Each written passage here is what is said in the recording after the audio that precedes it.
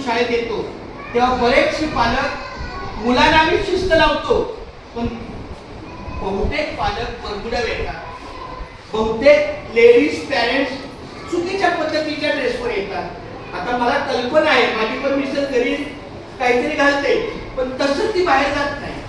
तर हे शिस्तीचं लक्षण आहे. जसं आपण मुलांना शिस्त सांगतो तशी आपल्या पॅरेंटला पण एक शिस्त असली पाहिजे.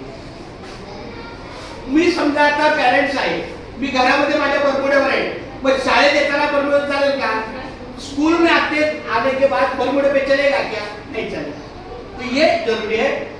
मुलांना शिस्त लावणं गरजेचं आहे, कारण मुलांना चुकीच्या शिस्तीचं वळण नको पडायला. दुसरं आहे स्वच्छता.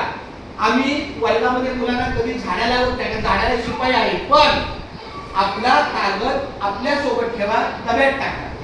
दररोजची आंघोळ केलीच पाहिजे. डबा खाताना बाहेर सांडू नये, या पद्धतीच्या काही स्वच्छतेच्या गोष्टी आहेत. तिसरा 27 वस्तूचा वापर. आपल्या शास्त्रीनगर शाळेला ज्या 27 वस्तू येतात, 27 वस्तू म्हणजे कपडे, बॅग, पाण्याची बॉटल, जेवणाचा डबा, वह्या, पुस्तके, जितना भी बच्चों को मटेरियल आता है वो सब गिन के कितना होता है 27, इसलिए उसको 27 वस्तु बोलते हैं. तो वो सब मिलके 27 आइटम.